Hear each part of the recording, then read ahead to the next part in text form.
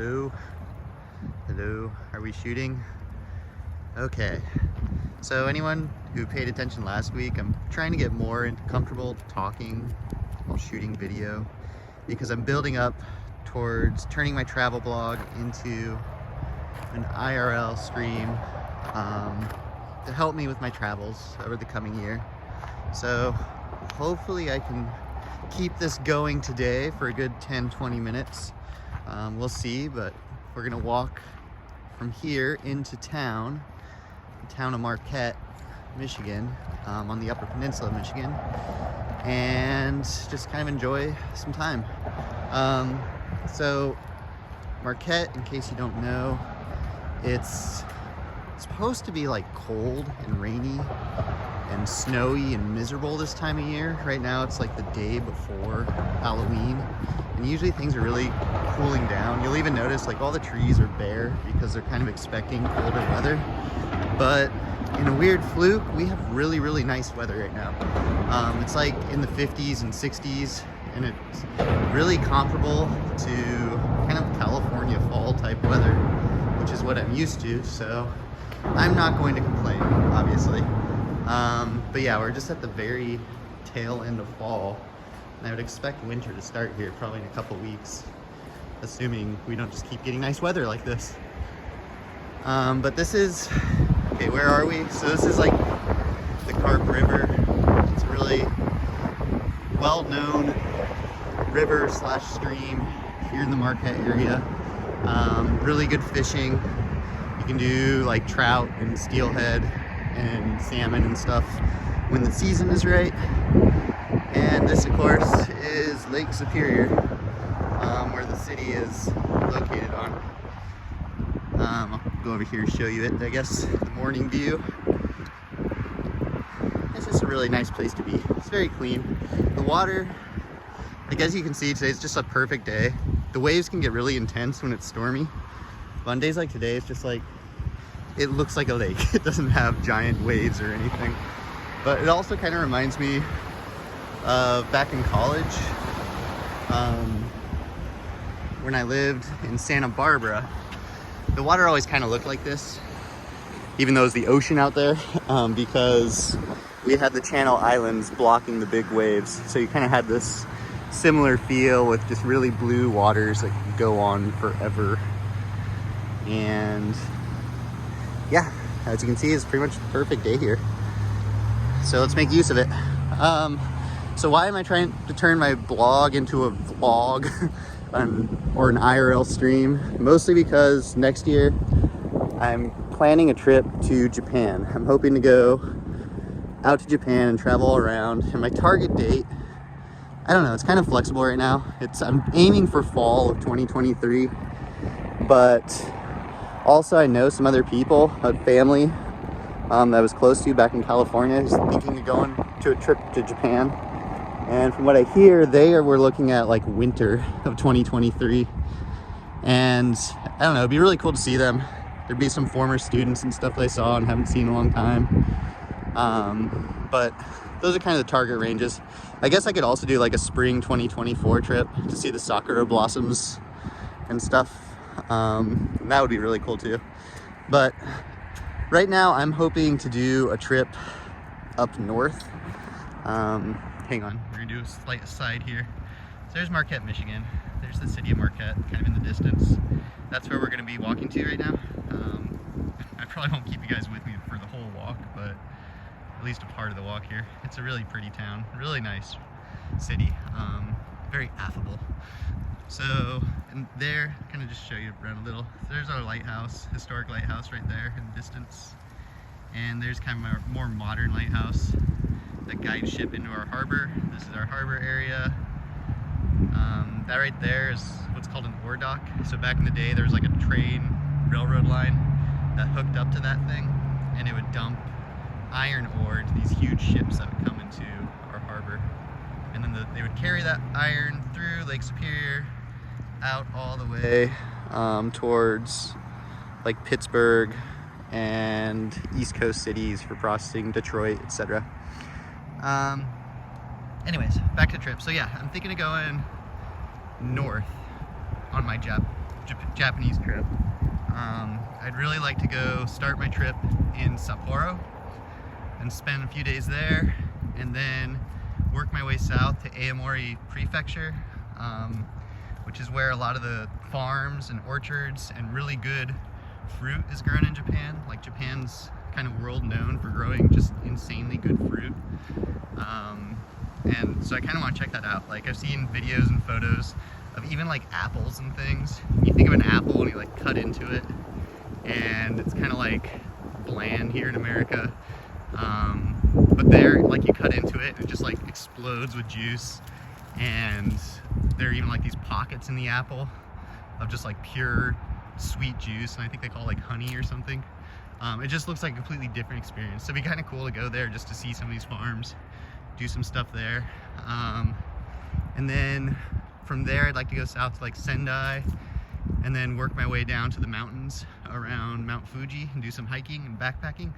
I've located like some really cool onsens that are up in the woods, like you can hike your way into them, and it'd be nice to do something like that.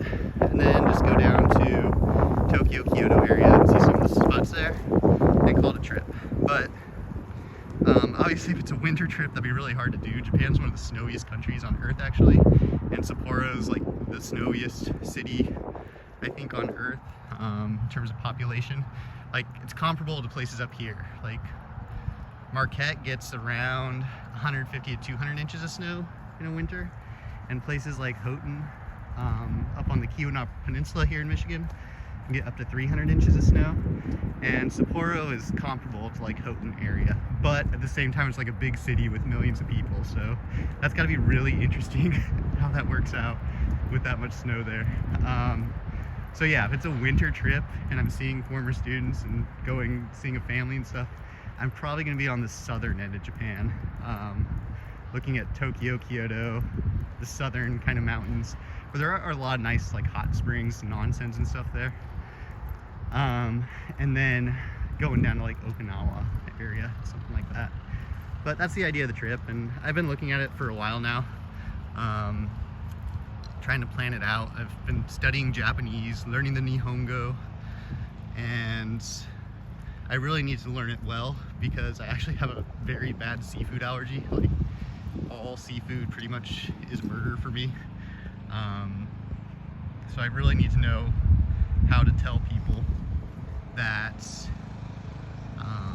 you know, I'm allergic to fish and can't have anything with fish or fish oils or anything like that in it, which is going to be quite the adventure in Japan, which is like well known for obviously sushi, sashimi, all sorts of fish oils and paste that they put in their soups and ramens and things. So I would have to really be able to communicate that message well while I'm there. But also, I mean, this is another reason I want to go to the north of Japan, because that's where a lot of the good beef and pork, like tonkatsus and stuff like that, are located, and well known for. So it'd be nice to go there just to be a little safer in choosing food. Let's see, what else? So the stream, obviously right now, is just like a pre-recorded video. It's just me walking around. But I'm hoping to build up a IRL stream so that I can do this in real time. It's pretty expensive, like I've said before. It's like, I don't know, probably like a $3,000 to $5,000 investment to get there. And so it's like a big jump. And not a lot of people are doing it, but the people that are doing it really seem to enjoy it. And it really kind of opens up your ability to communicate and see the world through other people's eyes in real time, and you can like communicate with them while they're like traveling wherever they're traveling. So if this was a video of me in Japan and it was a stream, like, you could just talk to me in real time and I could answer questions about what the place looks like, etc. Kind of cool. But yeah, I'm really hoping this trip works out, and it's taking a lot of planning, a lot more planning than my previous big trip, which was up to the Kootenays and the Banff region in Canada. Obviously that's just Canada, and that trip took me probably like 2 to 3 months to plan. I didn't have to learn a language. I didn't have to like figure out everything from the point of view of a foreign language, and I didn't have to like study culture and maps and things. I really kind of knew where I was going, what I was doing. This one's very different, so it will probably take like a year's worth of planning to really figure out. But at the same time, I don't want to plan too much. I kind of like impromptu days while traveling. Those days where you just kind of like explore an area, know nothing about it, and figure out what the place is all about. So we'll see what it ends up being like. And it's sad because even though it will take a year of planning, it's not really like a certain thing that'll happen. As you know, there's just so many unknowns in the world right now. Like, the economy might crash, and even though I have funds for the trip right now, you know, I might be living paycheck to paycheck by the time it's this time next year, if inflation keeps going the way it's going and everything's the way it is. Or, I mean, the world's just in turmoil. You could have World War III, God forbid, starting, and kind of impacting that area and making it not exactly a safe place to go. Or you might even just have another outbreak of coronavirus or something that kind of locks down the world for a while. So a lot is up in the air, but still, it's good to dream. It's good to try to make goals and achieve them and see new things and experience new cultures. It's kind of what life's all about, and something I've really been living up for most of my life, so I'm looking forward to it. Let's see. Wow, look. Oh my gosh. I've been talking for 11 minutes and 30 seconds. I actually can do this. I didn't think it was possible for me to talk this long without any prompting or script or anything, but here we go. We're doing it. So where am I going right now for lunch? Let's see. It's Sunday. It's the day before Halloween. It's oddly quiet. I think it's quiet because last night was pretty active. So downtown Marquette. I was down there yesterday, and it was so cute. There were just like kids everywhere trick-or-treating at the businesses and stuff. It was really active and lively in town. This morning, people are clearly sleeping in or something. Maybe they're at church, or I don't know. I went to church last night, so I get a pass there. But yeah, so we're going in town to a nice Mexican restaurant. It's kind of been my tradition the past few weeks. I've been trying to get out more and walk about a lot more because I know winter's coming. I won't be able to do it soon. And also just because I've been kind of getting out of shape lately. I've been feeling a little chubby, or just not as fit as I usually am. So I'm trying to put in some miles and do some things before the long cold season hits. Although I am looking forward to winter here. Marquette, like I said, gets a ton of snow in the winter, and I just haven't really experienced a really snowy winter, and I don't know, it's got to be like decades now. So I grew up in Salt Lake City and Eastern Oregon. We had snowy winters there, and they were pretty cold. And then I'm from Omaha originally. I think it's really cold there, but not necessarily really snowy. So this will be fun. This will be an experience. Wow. As you can see, it just gets nicer and nicer as you get closer to town, which is good. What else? I think I'll just leave it there. So thank you for sticking with me through this short video as I kind of practice talking and shooting film at the same time. And hopefully over time, my equipment gets better, my setup gets better, and we can really enjoy some actual fun travels. But I'll keep trying to do these brief videos over the coming weeks, pick some more locations to show you guys. So I'll leave it there. Sayonara.